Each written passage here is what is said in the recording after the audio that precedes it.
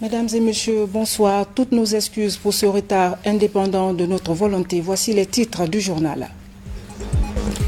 Des opérations d'assainissement sont lancées à Bouquet, une initiative des nouvelles autorités pour rendre la commune urbaine propre. Civils et militaires sont sur le terrain pour balayer et nettoyer tous les coins et recoins de leur ville.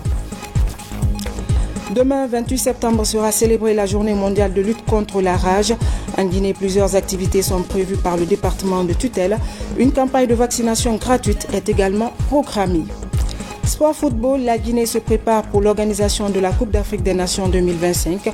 Les membres du COCAN ont lancé officiellement ce lundi à Conakry des appels d'offres pour la réalisation des infrastructures sportives. Voilà, bonsoir. Avant de développer ces titres, cette ordonnance numéro 2021-04 PRG CNRD SGG portant charte de la transition.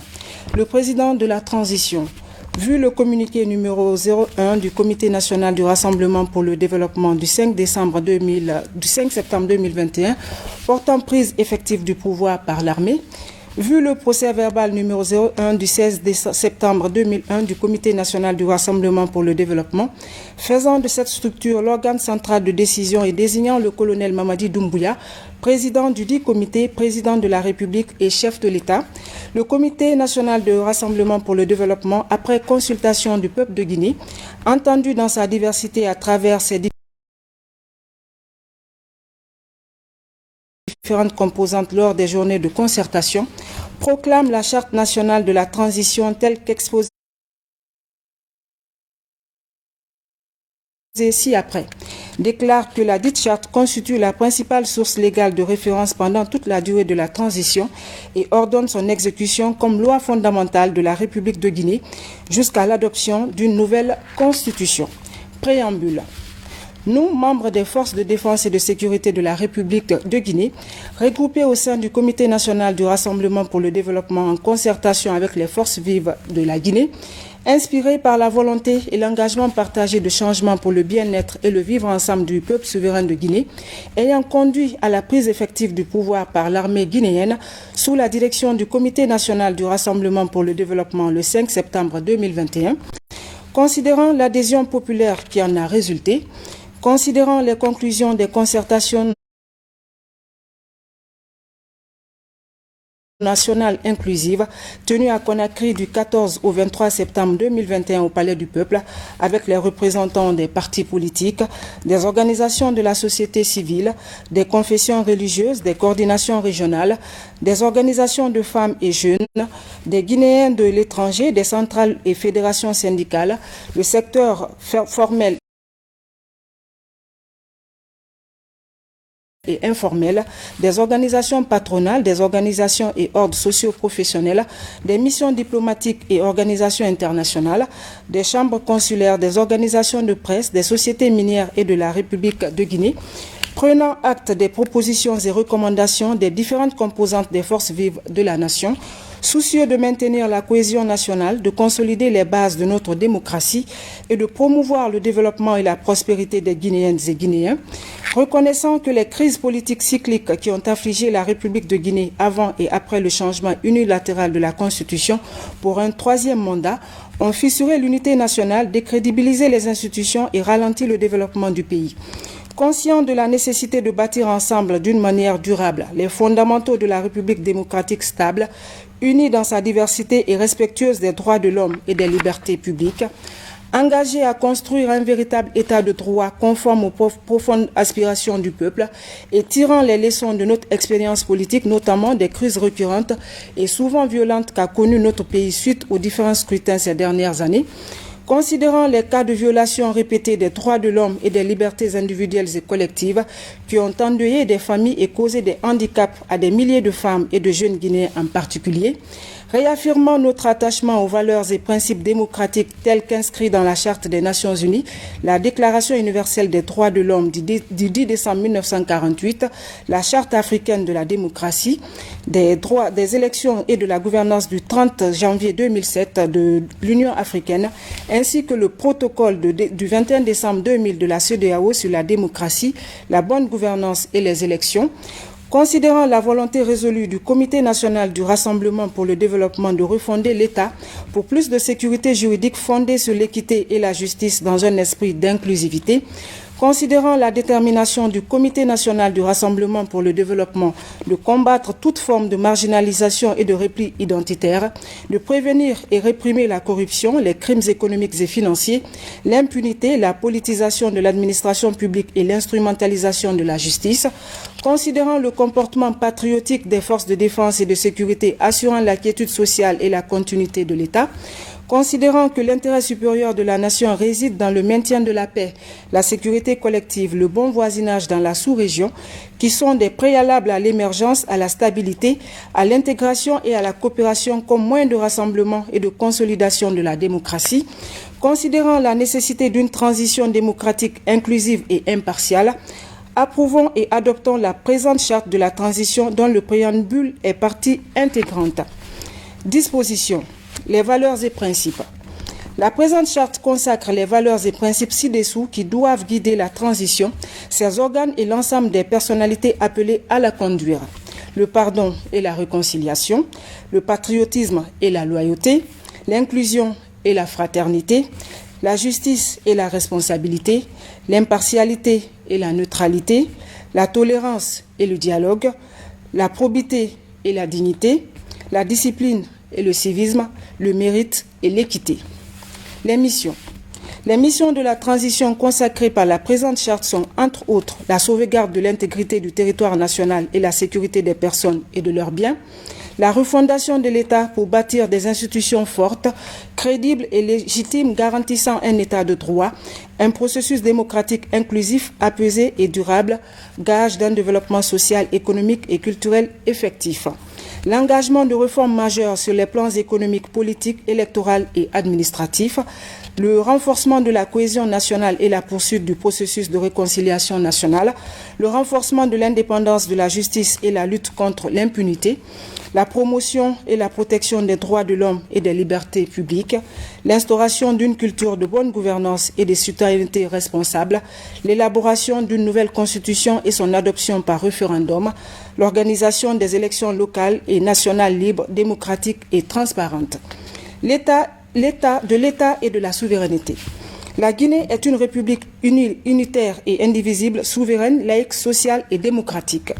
L'emblème national est le drapeau tricolore, rouge, jaune et vert, des bandes verticales et de dimensions égales. L'hymne national est liberté. La devise de la République est travail, justice, solidarité. Le sceau et les armoiries de la République sont déterminés par la loi.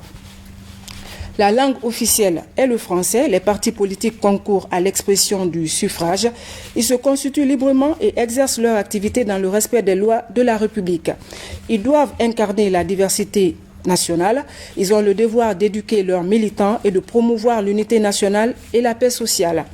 Tout acte portant atteinte à la forme républicaine de l'État, à la laïcité de l'État, à la souveraineté, à l'indépendance et à l'unité nationale est un crime de haute trahison et puni comme tel par la loi. Les libertés et droits fondamentaux sont reconnus et leur exercice est garanti aux citoyens dans les conditions et les formes prévues par la loi. Aucune situation d'exception ou d'urgence ne doit justifier les violations des droits humains. Tous les citoyens guinéens sont égaux en droits et devoirs. Ils sont égaux devant la loi sans aucune distinction. Ils sont électeurs et éligibles dans les conditions déterminées par la loi. La personne humaine est sacrée. Toute personne a droit au respect de son intégrité physique et morale, de son identité et à la protection de son immunité et de sa vie privée. Tout citoyen a droit aux libertés de développement de sa personne dans le respect du droit d'autrui, de bonnes mœurs et de droits publics. Nul ne peut faire l'objet de torture, de peine ou de traitements cruels, dégradants ou inhumains. Nul ne peut être arrêté, inculpé ni détenu dans quelque cas que prévu par la loi promulguée antérieurement à la commission de l'infraction qu'elle réprime. Les arrestations et détentions arbitraires sont interdites par la loi. Le droit à l'assistance d'un avocat est reconnu dès l'instant de l'interprétation ou de la détention.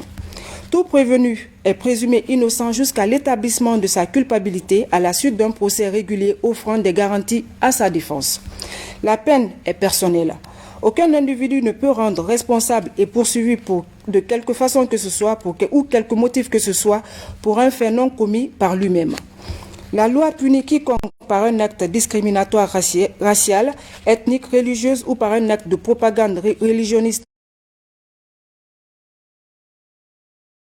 ou communautariste ou par autre acte qui porte atteinte à l'unité nationale, à la sécurité de l'État, à l'intégrité du territoire de la République ou au bon fonctionnement démocratique des institutions. Tout citoyen a le droit de fixer librement son domicile ou sa résidence en un lieu quelconque du territoire national et d'y exercer toute activité conformément aux dispositions de la loi. Le domicile est inviolable et le secret de la correspondance est garanti de tous les citoyens et ne peut être porté atteinte à ses droits dans quelques cas que prévus par la loi. Le domicile, tout citoyen a le droit de circuler librement à l'intérieur du territoire national, d'en sortir, d'y revenir et de s'y rétablir temporellement ou durablement et ne peut porter atteinte à ses droits dans les conditions définies par la loi. Tout individu a le droit de s'informer librement et d'en être informé. Tout individu a le droit à la création, à la protection et à la jouissance de ses œuvres intellectuelles et artistiques. Tout citoyen a droit au travail et à une juste rémunération. Nul ne peut être lésé dans son emploi en raison de son origine, de sa religion, de son sexe ou de ses opinions. Tout citoyen a droit d'accès aux emplois publics dans les conditions fixées par la loi. Les libertés d'opinion, d'expression, de conscience et de culte sont garanties. Les conditions de leur exercice sont définies par la loi. La liberté d'entreprise est garantie. Le mariage et la famille constituent le fondement naturel de la vie en société. Ils sont protégés et promulgués par l'État. Le citoyen guinéen séjournant ou résidant à l'étranger bénéficie de la protection de l'État dans les limites fixées par les lois du pays d'accueil, ainsi que des accords internationaux dont la Guinée fait partie. La République de Guinée accorde le droit d'asile sur son territoire aux ressortissants étrangers dans les conditions déterminées par la loi. Le droit de propriété est garanti. Nul ne peut être exproprié pour quelque cause que ce soit, dans les conditions et formes prescrites par la loi, suivant une compensation préalable et juste. La défense de la patrie est un devoir sacré pour tout citoyen guinéen. La participation aux charges publiques en fonction de la fortune et des revenus est un devoir pour chaque citoyen. Le respect et la défense du patrimoine national et des biens publics sont un devoir pour tout citoyen.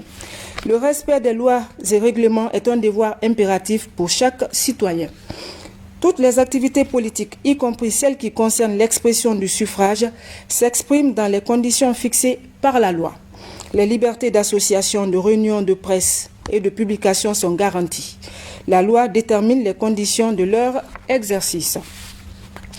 Le droit syndical est garanti à tous les travailleurs, à l'exception des militaires et paramilitaires.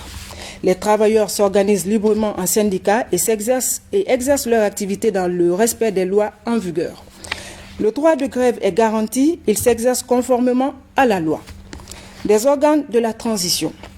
Les organes de la transition sont le Comité national du Rassemblement pour le développement, le président de la transition, le gouvernement de la transition, le Conseil national de la transition.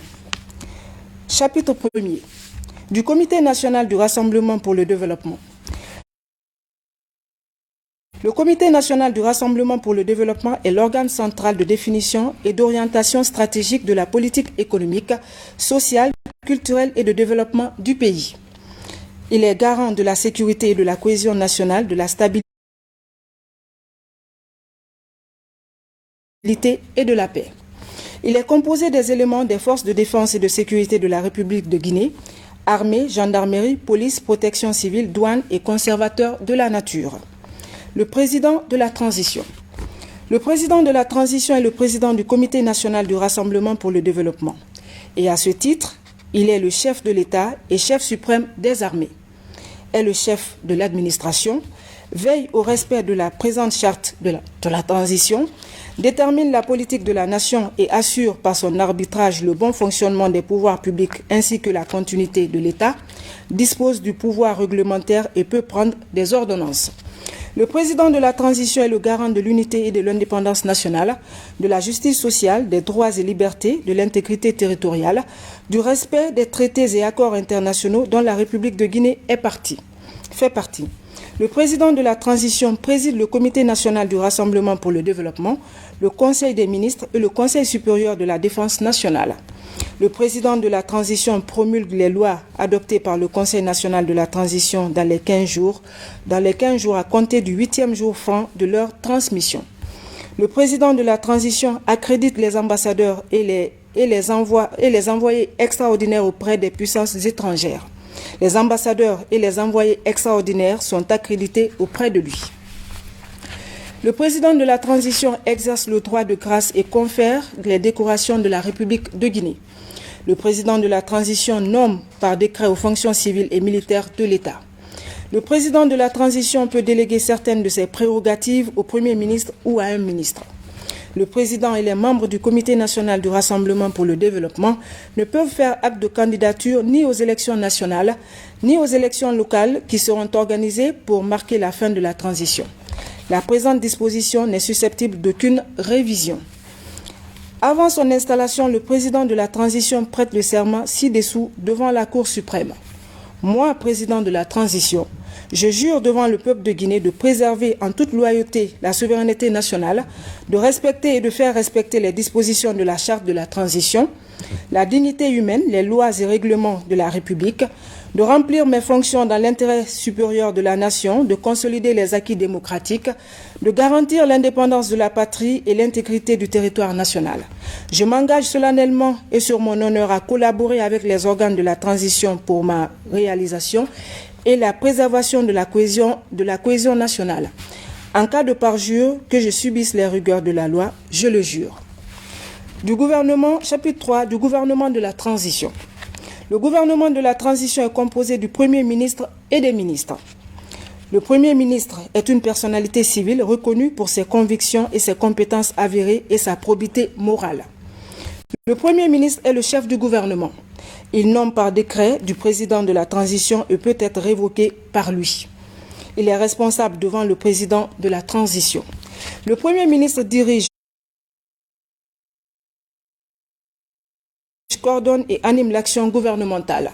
Il dispose de l'administration, il veille au bon fonctionnement des services publics, à la bonne gestion de l'économie nationale, des finances publiques et domaines de l'État, des entreprises et des organismes publics. Il assure l'exécution des lois et règlements. Il veille à l'application des décisions de justice. Le Premier ministre doit, dans un délai n'excédant pas 30 jours à compter de la date de nomination des membres du gouvernement, soumettre pour approbation au président de la transition le plan d'action de la feuille de route du gouvernement de transition. Les membres du gouvernement sont nommés par décret du président de la transition sur proposition du Premier ministre et peuvent être révoqués par le président. Le gouvernement de la transition conduit et exécute la politique de la nation définie par le président de la transition. Le Premier ministre et les membres du gouvernement ne peuvent faire acte de candidature aux élections locales et nationales qui seront organisées pour marquer la fin de la transition. La présente disposition n'est susceptible d'aucune révision. Du Conseil national de la transition. Le Conseil national de la transition est l'organe législatif de la transition. Il exerce les prérogatives définies par la présente charte. Le Conseil national de la transition a pour mission d'élaborer et soumettre par adoption par référendum le projet de constitution, d'élaborer, examiner et adopter les textes législatifs, de suivre la mise en œuvre de la feuille de route de la transition, de contribuer à la défense et à la promotion des droits de l'homme et des libertés publiques, de contribuer à la réconciliation nationale. Les membres du Conseil national de la transition portent le titre de conseiller national.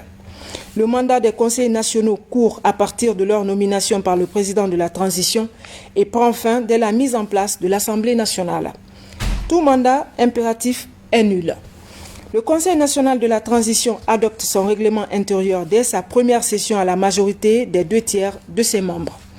Le règlement intérieur détermine notamment la composition, les règles de fonctionnement, du bureau du Conseil national de la transition, le mode de désignation, la composition et la compétence des commissions, l'organisation des services administratifs et les règles de déroulement des débats. Le Conseil national de la transition est composé de 81 membres choisis pour leurs compétences et leur probité, repartis comme suit.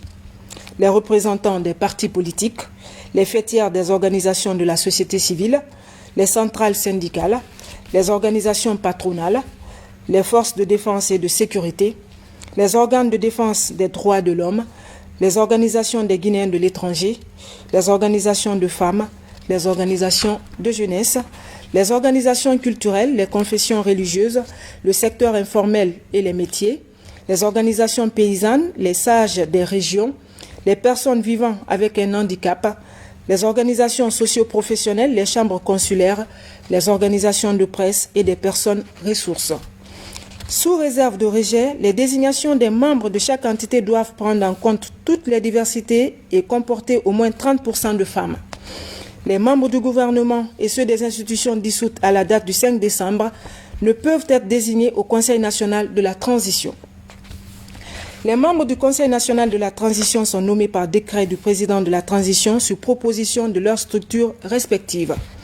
Après la désignation de ces membres, le Conseil national de la transition se réunit en session permanente pendant toute la durée de la transition. Les membres du Conseil national de la transition bénéficient de congés parlementaires selon les modalités fixées par le règlement intérieur. En cas de besoin impérieux lié à la transition, les congés parlementaires peuvent être écourtés. Le Conseil national de la transition est dirigé par un président assisté de 2 vice-présidents. Le président et les vice-présidents du Conseil national de la transition sont des personnalités de nationalité guinéenne, de compétences reconnues et de grande probité issues des forces vives de la nation. Ils sont nommés par décret du président de la transition. Les fonctions du président, de vice-président et de membres du bureau du Conseil national de la transition sont incompatibles avec l'exercice de tout autre mandat ou responsabilité publique ou privée pendant la transition. Les membres du Conseil national de la transition ne peuvent faire acte de candidature ni aux élections locales, ni aux élections nationales qui seront organisées pour marquer la fin de la transition. La présente disposition n'est susceptible d'aucune révision. Les conseils nationaux jouissent de l'immunité parlementaire. Aucun conseil national ne peut être poursuivi, recherché, détenu, arrêté ou jugé pour les opinions ou votes émis par lui dans l'exercice de ses fonctions. Il ne peut être en matière criminelle et correctionnelle qu'après la levée de l'immunité par le Conseil national de la transition, sauf en cas de flagrant délit. Les conseils nationaux perçoivent des indemnités, bénéficient des avantages et privilèges fixés par décret du président de la transition sur proposition du bureau du Conseil national de la transition. Les séances du Conseil national de la transition sont publiques, sauf si le huis clos est prononcé. Le compte rendu intégral des débats est publié au journal officiel de la République. L'ordre du jour du Conseil national de la transition comporte par priorité et dans l'ordre que le gouvernement a fixé, la discussion des projets et lois déposés et des propositions de loi acceptées par lui. Des traités et accords internationaux. Le président de la transition négocie et ratifie les traités et accords internationaux dont il est le garant. Les traités, accords internationaux et conventions relatifs aux organisations internationales et au règlement des conflits internationaux qui engagent les finances publiques ou qui modifient les dispositions de nature législative ou encore qui sont relatifs à l'état des personnes ne peuvent être ratifiés ou approuvés qu'en vertu d'une loi. Ils ne peuvent prendre effet qu'après avoir été régulièrement approuvés ou ratifiés. Nulle cession, nulle adjonction ou nul échange de territoire ne peuvent avoir lieu sans le consentement par voie référendaire des Guinéens. Les traités, conventions et accords régulièrement ratifiés ou approuvés ont dès leur publication au journal officiel de la République une autorité supérieure à celle des lois sous réserve de réciprocité. Les traités et accords internationaux précédemment conclus par la République de Guinée et régulièrement ratifiés demeurent en vigueur sous réserve de réciprocité. L'initiative de la révision de la charte de la transition appartient concurremment au président de la transition et aux 2/3 des membres du Conseil national de la transition. Les amendements de la charte de la transition sont acquis à la majorité des 3/4 des membres du Conseil national de la transition. Le président de la transition procède à la promulgation de l'acte de révision. le président de la transition, le président du Conseil national de la transition ou les 2/3 des membres du Conseil national de la transition peuvent saisir la Cour suprême aux fins de vérifier la conformité des lois ou la compatibilité de tout accord ou traité international à la charte de la transition. La durée de la transition sera fixée de commun accord entre les forces vives de la nation et le Comité national du rassemblement pour le développement. La présente charte devient caduque dès la publication au journal officiel de la République de la nouvelle constitution adoptée par référendum. Les attributions de la Cour constitutionnelle seront transférées à la Cour suprême durant la période de transition. La loi organique détermine l'organisation et le fonctionnement de la Cour suprême. La procédure suivie devant elle notamment le délai pour sa saisine, de même que les conditions d'éligibilité, les avantages, les immunités et les régimes disciplinaires de ses membres. La Cour des comptes et la haute autorité de la communication continuent leur fonctionnement conformément aux dispositions des ordonnances. Sauf abrogation expresse, les dispositions de la législation et de la réglementation en vigueur, non contraires à la présente charte, demeurent entièrement applicables. En tant que besoin, les dispositions de la présente charte de la transition seront complétées par des textes législatifs du Conseil national de la transition. Jusqu'à la mise en place des organes de la transition, le Comité national du rassemblement pour le développement prend les mesures nécessaires au fonctionnement des pouvoirs publics, à la vie de la nation, à la protection des citoyens et à la sauvegarde des libertés publiques. La présente charte de la transition, qui prend effet à partir de sa date de signature, sera enregistrée, publiée au journal officiel et exécutée comme loi fondamentale de la République de Guinée durant toute la période de la transition. Conakry, le 27 septembre 2021, le président du Comité national du rassemblement pour le développement, président de la transition, chef de l'État, chef suprême des armées, colonel Mamadi Doumbouya. Ce journal se poursuit. L'actualité ce soir, c'est le recueillement du président du CNRD, chef de l'État, sur les tombes des jeunes de l'Axe victimes des manifestations sociopolitiques. Un acte qui marque la rupture et annonce une ère d'inclusion sociale. Le colonel Mamadi Doumbouya était accompagné de plusieurs membres du Comité national du rassemblement pour le développement. Le point avec adjudant Aboubakar Kamanou, correspondant de la presse militaire. Après s'être recueilli sur les tombes de feu général Lansana Conté, ancien chef de l'État guinéen, de feu Ahmed Sékou Touré, premier président de la Guinée indépendante et celle d'autres figures emblématiques de l'histoire de notre pays, le président de la République, colonel Mamadi Doumbouya, était ce lundi au cimetière de Bambeto, où reposent les victimes des manifestations politiques en Guinée. Le chef de l'État et son équipe ont fait des prières et bénédictions pour le repos des âmes de ces martyrs de la démocratie.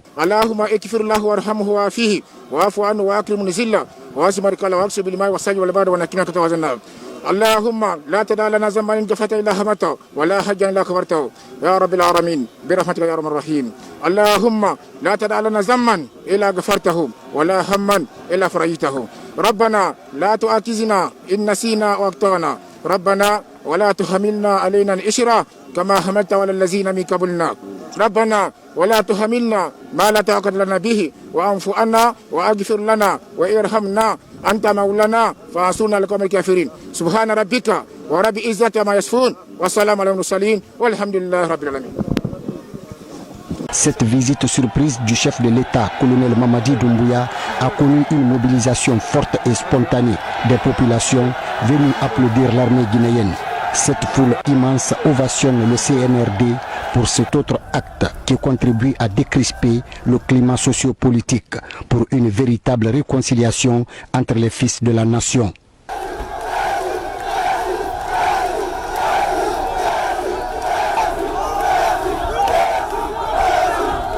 Ce recueillement du président de la République, président du CNRD et de son équipe s'inscrit dans le cadre du renforcement des relations civilo-militaires. À présent, nous vous proposons de suivre ces deux communiqués du CNRD qui viennent à peine de nous parvenir. Communiqué numéro 39, en référence au communiqué numéro 19, relatif à l'évaluation de la situation sécuritaire et sanitaire au niveau de nos frontières terrestres et vu le rapport fourni par les acteurs concernés de la région de Boké. Le président du CNRD décide la réouverture de la frontière entre la République de Guinée et la République de Guinée-Bissau à compter du mardi 28 septembre 2021. À cet effet, il instruit aux services sanitaires ainsi qu'à l'ensemble des forces de défense et de sécurité d'accroître la vigilance et la rigueur au niveau de tous les points de sortie et d'entrée. La réouverture de la frontière guinéo-sénégalaise fera l'objet d'un autre communiqué. Fait à Conakry le 27 septembre 2021, le président du CNRD, président de la République, chef de l'État, colonel Mamadi Doumbouya. Communiqué numéro 40. Dans le souci d'améliorer le pouvoir d'achat des Guinéens, le président de la République informe la population que le prix du carburant à la pompe est revu à la baisse et passe désormais de 11 000 francs guinéens à 10 000 francs guinéens le litre à compter du mardi 28 septembre 2021. À cet effet, les ministères en charge des hydrocarbures, des finances et celui des transports sont chargés, chacun en ce qui le concerne, de l'application correcte de ce communiqué, fait à Conakry le 27 septembre 2021. Le président du CNRD, président de la République, chef de l'État, colonel Mamadi Doumbouya. Il y a quelques jours, le CNRD annonçait la réouverture de la frontière entre la Guinée et la Sierra Leone. C'est fait, une mission mixte des deux pays s'est rendue à Ourikaba, dans Mamou, pour s'assurer de l'application effective de cette décision. Mamadou Patebalde. C'est la toute première action citoyenne des nouvelles autorités de la région de Boké. Ce matin, le nouveau gouverneur, en compagnie de l'ensemble des forces de défense et de sécurité de la préfecture, se mobilise pour assainir la place des Martyrs située au centre-ville de la commune urbaine. À travers cette opération d'assainissement, les nouvelles autorités expriment leur volonté de rendre propres les lieux publics et lutter contre les maladies hydriques en cette période de grandes pluies. Avec l'avènement du CNRD, on ne peut pas être rassemblé dans les lieux publics dans les ordures. Et surtout en cette période de pandémie, l'autorité ne cesse de prôner d'abord la propriété. Donc voilà pourquoi ce matin on s'est dit, par rapport à nos anciennes actions, l'action de ce matin doit s'articuler dans le même cadre, c'est-à-dire venir nettoyer le lieu public qui n'est autre que la place des Martyrs. Qui parle de santé, parle d'assainissement. La place Martyrs est une place publique où tous les axes de circulation routière passent aux alentours. Donc l'assainir, c'est une bonne chose. Si les chefs militaires sont sur le chantier pour travailler, obligatoirement, les subordonnés vont s'exécuter. Et les civils vont prendre l'exemple sur nous. Pour accompagner les forces de défense et de sécurité de Boké dans cette vaste campagne d'assainissement, certaines ONG de la place se sont également lancées dans l'opération d'assainissement. Une action civilo-militaire vivement saluée par les autorités de la commune urbaine. Vos hommes ont répondu massivement depuis 7 h du matin. Nous avons déjà commencé les travaux et nous souhaitons la bienvenue ici. Et nous vous remercions encore, que ce soit les activités de la commune urbaine de Boké, quand cela a encore été initié par vous, les nouvelles autorités. Ça ne peut qu'encourager la commune urbaine de Boké et elle est prête à vous accompagner dans toutes vos actions, monsieur le préfet. Après la place des Martyrs, les autres lieux publics de la ville sont aussi visés par les nouvelles autorités de Boké. Il s'agit notamment des marchés, des écoles et des cimetières. C'était plutôt des opérations d'assainissement lancées à Boké, une initiative des nouvelles autorités pour rendre la commune urbaine propre. Civils et militaires étaient sur le terrain pour balayer et nettoyer tous les coins et recoins de leur ville. À Guékédou, plus de 5000 personnes ont été frappées récemment par des inondations. Les pertes matérielles étaient considérables, mais l'OMS vient d'apporter sa solidarité. Au mois d'août dernier, dans la commune urbaine de Guékédou, ils reçoivent des mains des autorités gouvernementales et partenaires des kits d'hygiène afin de mettre leur famille à l'abri des Ces opérations sont accompagnées d'une campagne de 6 jours de consultation et de soins gratuits aux sinistrés. La devise de l'OMS est d'amener toutes les populations au niveau de santé le plus élevé possible. Nous mettons à la disposition de la population sinistrée des kits d'hygiène, des kits que nous appelons les kits PCI, 6 journées de prise en charge gratuite de toutes les maladies liées à l'eau, le paludisme. Et nous avons également voulu ajouter des moustiquaires imprégnés pour faciliter la prévention du paludisme, pour prévenir les maladies diarrhéiques, notamment le choléra et tout ce qui est autour des maladies diarrhéiques. 8 quartiers inondés pour près de 6 000 victimes, c'est le triste bilan de ces pluies diluviennes. Cet appui de l'OMS vient ainsi soulager à la fois autorités sanitaires et populations sinistrées. Celui qui a perdu tous ses biens à la maison là-bas, et il a besoin d'assistance, et cette assistance-là est venue au bon moment. Ça va augmenter nos indicateurs ici et en matière de prise en charge. L'OMS, je vous remercie. Je suis très contente. Ça va m'aider pour ma santé et la santé de mes enfants. La ville de Guékédou est en proie aux inondations presque chaque année. Pour briser le cycle du fléau, les autorités préfectorales invitent à la responsabilité des populations. Il y a eu beaucoup d'autres actions favorables à elles pour que elles puissent soit abandonner les lieux ou autres. Mais si cela n'est pas, il faut que sanitairement, que la commune puisse s'impliquer, faire des caniveaux, que les quartiers puissent se mobiliser pour qu'elles puissent se prendre en charge avant qu'une autre institution ne vienne au secours. Lancée ce 27 septembre, la campagne de consultation et de soins gratuits va durer 6 jours. Pour sa réussite, toutes les familles ont reçu des tickets d'identification. Les opérations se déroulent simultanément dans les centres de santé de Mangala et de Madina, dans la commune urbaine de Guékédou. La journée mondiale de lutte contre la rage, c'est demain. Elle sera célébrée sur fond de sensibilisation et de vaccination. Le ministère de l'Agriculture et de l'Élevage veut élargir la couverture vaccinale pour chiens et chats.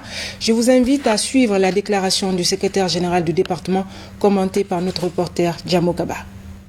Maladie d'origine virale, la rage est la cause du décès d'environ 60 000 personnes à travers le monde, selon l'Organisation mondiale de la santé. Les chats et les chiens sont des animaux domestiques responsables de la transmission de la rage, considérée comme une maladie tropicale négligée. Parmi les causes de la transmission, la morsure et la salive des animaux infectés. Pour vaincre cette maladie, le département de tutelle en fait une priorité. Des efforts sont ciblés cette année pour renforcer la lutte. Le 28 septembre de chaque année est déclarée Journée mondiale contre la rage. Cette journée est une occasion pour les peuples du monde entier de se réunir autour de la rage pour échanger sur les mesures de prévention contre cette maladie. La 15e édition est placée sous le thème « La rage, la réalité, pas la peur ». En Guinée, la rage canine est endémique. Les statistiques indiquent qu'entre 2018 et 2020, 1823 cas de morsure de chiens ont été enregistrés. Cela démontre que malgré les dispositions idoines que prennent les services compétents, beaucoup d'efforts restent encore à faire pour éradiquer cette maladie dans notre pays.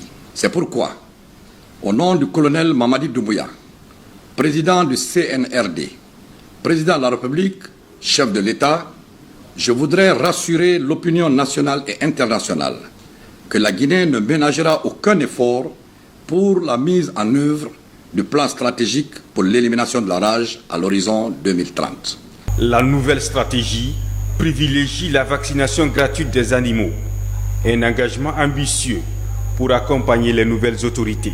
Il est prévu de vacciner gratuitement les chiens et les chats dans les chefs-lieux des régions administratives et les préfectures les plus touchées par la rage. Je voudrais donc profiter de cette occasion, au nom du CNRD, pour remercier les partenaires techniques et financiers, notamment la FAO et l'USAID, qui ont permis l'acquisition de ces vaccins. Au compte de cette 15e édition de la Journée mondiale de lutte contre la rage, l'objectif visé par le département de l'Agriculture et de l'Élevage et son partenaire, la FAO, est de réussir le pari de vaincre la rage à travers les campagnes de sensibilisation pour freiner la chaîne de contamination de cette maladie endémique. Guinée, Coupe d'Afrique des Nations, les choses sérieuses commencent. Le COCAN était réuni ce matin à son siège. Le comité a officiellement lancé des appels d'offres pour la réalisation du projet. Compte rendu, Fatoumata Matiza Souma, Kadietou Traoré. Après l'enregistrement de plusieurs sociétés, entreprises nationales et étrangères de construction des infrastructures sportives pour la réalisation du projet de la Coupe d'Afrique des Nations 2025, le bureau exécutif du comité d'organisation de la CAN 2025 était en réunion extraordinaire ce lundi. Objectif, rendre officiel et effectif les appels d'offres pour viabiliser ce défi si important pour notre pays. Et la bonne nouvelle, c'est que l'accord de non-objection, qu'on appelle ANO couramment, a été délivré par la Direction nationale du marché public. Et donc, nous pouvons à ce stade lancer les avis d'appel d'offres. Et à partir d'aujourd'hui, nous avons 45 jours pour lancer